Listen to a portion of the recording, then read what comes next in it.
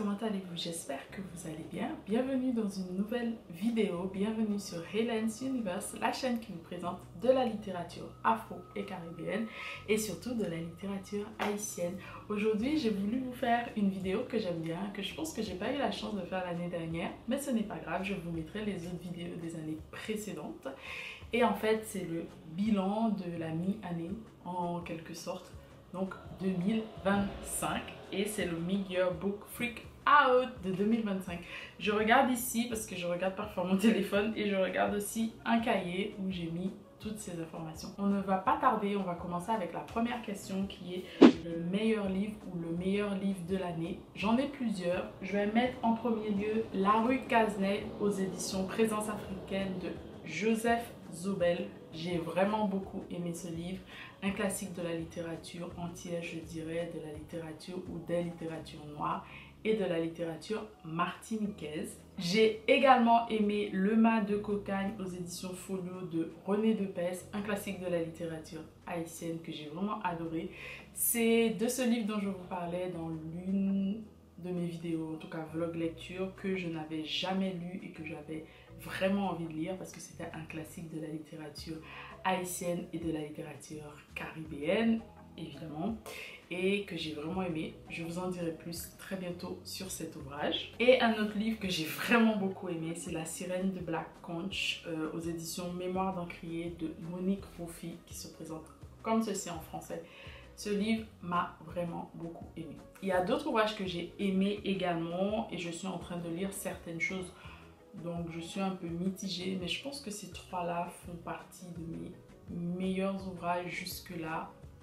En tout cas que j'ai le plus aimé de l'année 2025. Deuxième question qui est donc les meilleures suites, la meilleure suite. Je ne lis pas beaucoup d'ouvrages, on va dire à suite, mais je dirais dans mes meilleures suites, parce que je pense qu'il y aura une suite, c'est Moi Fadi, Frère Volé de Riyad Satouf. Donc c'était l'ouvrage, la bande dessinée, le roman graphique comme vous voulez, qui fait un peu la suite de l'Arabe du futur. Et du coup, ça j'ai vraiment beaucoup aimé, j'attends vraiment une suite, ça fait partie aussi de mes ouvrages que j'aimais. Mais du coup, pour partager un peu les questions, je l'ai mis ici dans les suites parce que j'espère aussi qu'il y aura une suite. Et il y a aussi la BD que je lis, donc il me reste à lire, je crois, le tome 8 ou le tome 9. En tout cas, le 9 est sorti il n'y a pas très longtemps, c'est Asadora, que j'ai vraiment beaucoup aimé. Je vous mettrai les couvertures ici pour aller voir tout ça, mais je vous en ai déjà parlé de ces ouvrages. Ensuite, troisième question, année de lecture, ce que je m'attends à lire très bientôt. L'ouvrage que j'ai vraiment envie de lire, c'est un roman qui s'appelle Passagère de nuit de Yannick Laërens, qui sort très bientôt aux éditions Sabine Westphizer pour la rentrée littéraire. C'est un ouvrage qui sort en août. Je vous mettrai la couverture et la date de parution, publication. J'ai hâte. Franchement, j'ai hâte de lire cet ouvrage, donc j'attends ça. Quatrième question, le roman le plus attendu, je pense, sortie récente. En fait, il y en a plusieurs. Il y a un ouvrage aussi de Philomé Robert qui s'appelle Port-au-Prince Cotonou, un écho sans retour. Je crois que c'est aux éditions Caraïbes Éditions que j'attends aussi. Il y a deux autres ouvrages que j'attends avec impatience. Ce sont des essais de la littérature haïtienne, oui. Et l'un d'eux s'appelle Silencing the Past de Rolf Trouillot, qui va être traduit du coup en français et qui va sortir en octobre, il me semble, ou novembre. La date ou les dates ont changé, je sais pas trop, donc je vous mettrai les titres en français. Mais je crois que le titre de Silencing the Past en français, c'est Faire taire le passé, pouvoir et production historique. Et ça sortira aux éditions Luxe, je crois. C'est une maison d'édition canadienne. Et l'autre ouvrage que je veux lire, c'est de Dantica. Je voulais pas forcément vous en parler parce que je vais en parler très bientôt dans une vidéo, notamment dans plusieurs vidéos peut-être. Et ça s'appelle Nos Solitudes. Et donc Nos Solitudes Nos solitudes des Judanzika aux éditions Mémoire d'Encrier qui sortira normalement en août également. Donc j'aurai l'occasion de vous en parler davantage, mais j'attends ces 4 ouvrages. Il y en a d'autres, mais je vais parler que de cela, c'est déjà pas mal, étant donné qu'il y a d'autres questions qui vont nous parler en fait de la rentrée littéraire et des sorties. Ensuite, quatrième, je sais plus, quatrième ou cinquième question, je sais même plus. La déception que j'ai eue cette année, donc l'ouvrage qui m'a le plus déçu, c'est God Loves Haiti de Dimitri Elias Léger aux éditions Caraïbes Éditions. Malheureusement, c'est un ouvrage que je n'ai pas forcément apprécié lire, surtout pas en français. Je ne sais pas pourquoi, je m'attendais peut-être à beaucoup de cet ouvrage. Ça parle du tremblement de terre et on suit 3 personnages phares clés, notamment des personnages importants de la société haïtienne. Un président, sa compagne slash son amoureuse, etc. et l'amant de celle-ci. Mais pour moi, ça n'a pas fonctionné, je ne sais pas pourquoi. Peut-être que c'est à relire pour moi, pour comprendre davantage, mais ça n'a pas fonctionné. Donc ça a été une petite déception. Ça ne veut pas dire que c'est un ouvrage qui est mauvais, c'est juste que pour moi, ça n'a pas fonctionné. 7e question, la meilleure surprise, on va dire, de cette année comme ouvrage. Je dirais que c'est un tout petit ouvrage que j'ai lu pour un colloque. Voilà, sur plusieurs jours au Collège de France et ça s'appelle Haïti, notre dette de Frédéric Thomas aux éditions Sileps. Comme vous voyez, c'est un tout petit ouvrage d'un auteur écrivain qui parle de la dette d'Haïti, mais de façon historique aussi, qui nous donne pas mal de... Il y a d'autres ouvrages qui parlent de cette question, mais je ne pensais pas que dans cet ouvrage tout petit, tout simple, j'aurais eu autant d'informations et des informations vérifiées et aussi des sources pour aller lire davantage, etc. Il y a plein de choses qu'on ne retrouve pas dans cet ouvrage, mais il y a beaucoup de choses qu'on retrouve dans cet ouvrage. Donc pour moi, c'était une très belle surprise, j'ai vraiment aimé. Je vous conseille cet ouvrage si vous voulez survoler la question avant d'entrer dans le dur et le vif du sujet, avec des ouvrages bien plus longs. Donc voilà, c'était vraiment une très belle surprise pour cette année. 8e question, mon autrice préférée ou mon auteur préféré. Je mettrai 2 personnes, 2 femmes. Donc celle qui a écrit La Sirène de Black Conch, qui a d'autres publications que j'aimerais lire d'ailleurs. Et il y a un ouvrage qui est sorti, je pense il n'y a pas très longtemps en anglais. Donc ce serait Monique Roffet. Vraiment, j'ai envie d'aller lire tout ce qu'elle a écrit jusque-là parce que franchement, j'ai trouvé ça très bien. Et une autrice que je lis beaucoup en ce moment, je lis que 2 ouvrages jusque-là, mais 2 ouvrages en 2, 3, voire 4 mois. C'est donc Jennifer Richard, où j'ai lu un roman jeunesse qui est Martin Luther King, mon meilleur ennemi aux éditions Albin Michel Jeunesse, collection Lit, donc qui parle des personnalités, des personnes importantes de l'histoire. J'ai vraiment aimé cet ouvrage, je vous en parlerai très bientôt avec grand plaisir. Et en ce moment, du coup, je lis Contes d'outre-mer de Jennifer Richard, donc à la collection La France par ses contes aux éditions Grasset. Elle a sorti ces 2 ouvrages-là, l'un en avril et l'autre il n'y a pas très longtemps, je crois, aussi vers avril-mai. Et en fait, j'aime beaucoup ce qu'elle fait. J'ai les Timothée Paca que je n'ai pas encore lus. Et aussi, elle a eu de bons retours avec 2 autres romans. Donc voilà, je mettrai ces 2 autrices comme vraiment mes autrices préférées du moment parce que j'ai envie de lire davantage, j'ai envie de connaître davantage. J'adore l'univers aussi de ces autrices. Ensuite, 9e question, personnage préféré. Mon personnage préféré vient de cet ouvrage et c'est la créature qui est donc celle qu'on a repêchée, elle s'appelle Akaya. Je vous écrirai ça. Donc c'est une femme sirène, donc qui est arrachée à la mer et on raconte son histoire.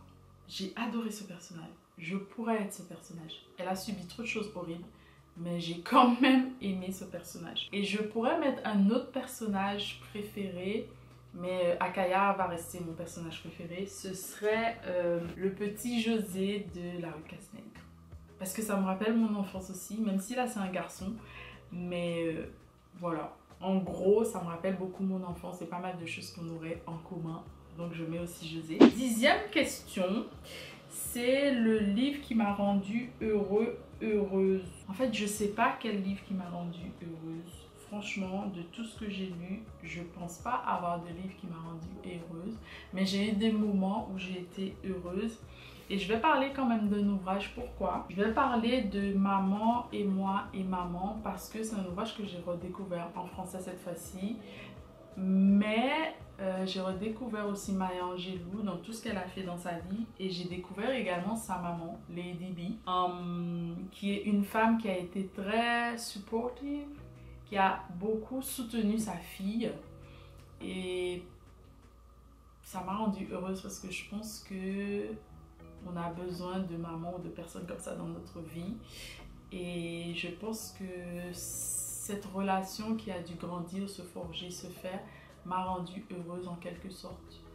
Donc je mettrai ça. Franchement, même s'il y a des choses un peu difficiles, très difficiles dans cet ouvrage, mais je pense que cette relation m'a rendue heureuse. Ensuite, mon plus beau livre, je sais pas parce que je pense que j'ai eu de très beaux livres avant. Cette année, moi, on va dire celui-là, j'ai trouvé ça très beau. C'est une très belle illustration qui montre Martin Luther King lors d'une manifestation, je sais pas comment on peut dire, marche, je sais pas. En tout cas où il était en train de protester, manifester, voilà. Ensuite, je trouve cette couverture très simple mais très jolie parce qu'il y a plein de choses qui rappellent plein d'univers différents. Et je dirais un ouvrage que j'ai eu récemment, que j'ai acheté, qui est donc Autobiographie de ma mère de Jamaica Kincaid, qui se retrouve comme ceci. Et en fait,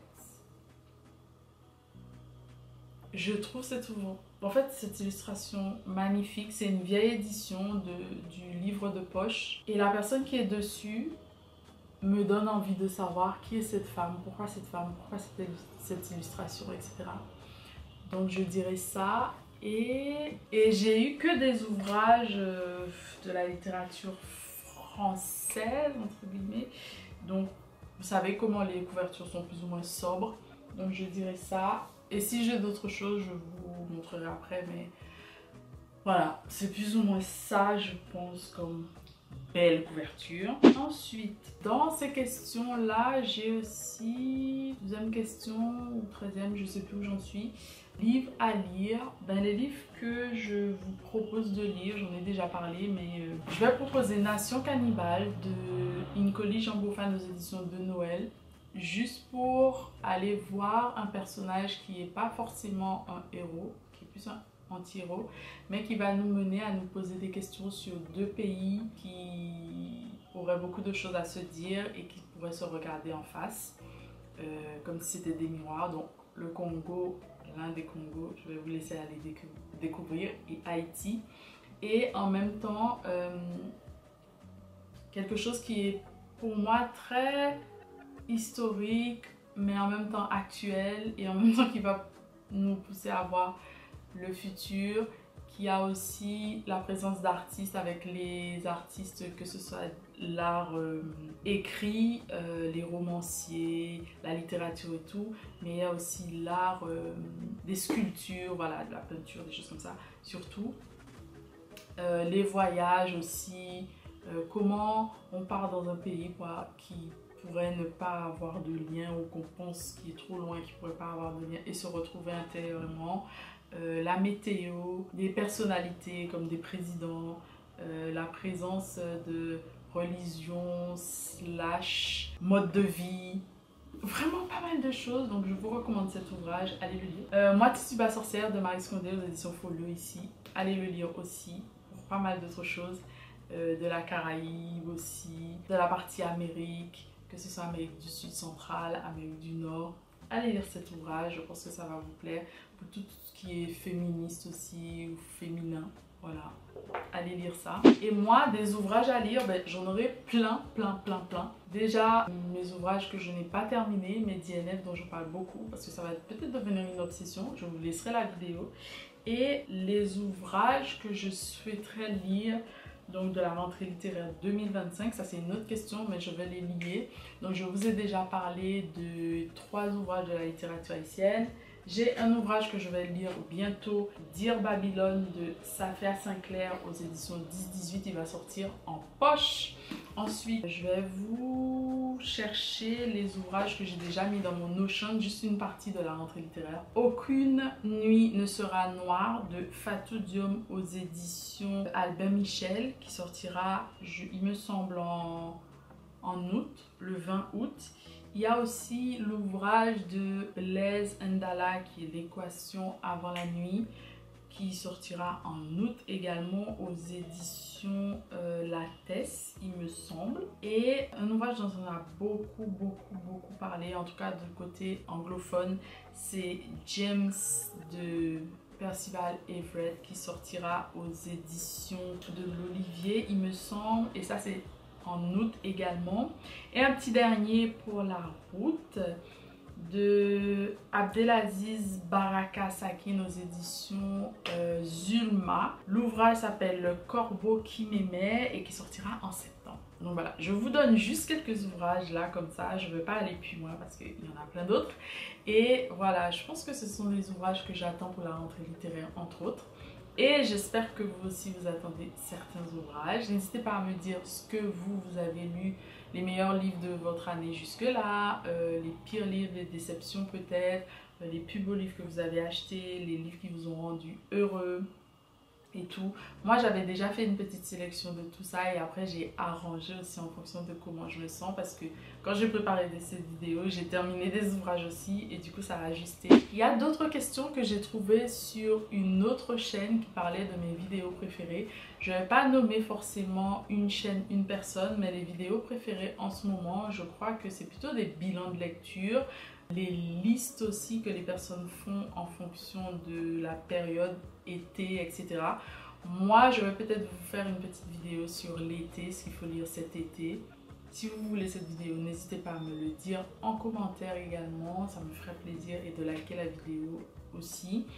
Et les vidéos que j'aime, ce sont les vlogs, que ce soit des vlogs lecture ou du quotidien. Donc je pense que c'est tout. Je ne vais pas faire forcément mes statistiques de lecture ici, mais je veux juste vous dire que normalement, j'avais l'intention de lire 50 ouvrages cette année et en fait, j'en ai lu que 21 jusque-là, en tout cas. J'espère pouvoir aller plus vite. Pour être vraiment dans les clous, il faudrait que j'ai 26 livres à peu près à mon actif pour arriver aux 50 livres pour l'année. On verra pendant les vacances si je vais encore prendre de l'avance ou pas. Et puis j'aurais aimé lire aussi plus de choses que j'ai DNF jusque là, les reprendre. Et j'aurais aimé aussi lire plus d'essais peut-être ou autres. Mais pour le moment je crois que j'ai lu plus de romans, pas trop de jeunesse. Mais c'est pas grave, on verra au cours de l'année. Voilà, je pense que je vais m'arrêter ici. Je vous souhaite de très bonnes lectures. J'espère que cette vidéo vous aura plu et qu'on aura l'occasion d'échanger davantage. N'oubliez pas d'aller voir les vidéos précédentes, de vous abonner, de liker si cette vidéo vous a plu, de partager également. Et puis nous, on se dit à très bientôt pour de nouvelles aventures ensemble. Je vous embrasse fort, bisous.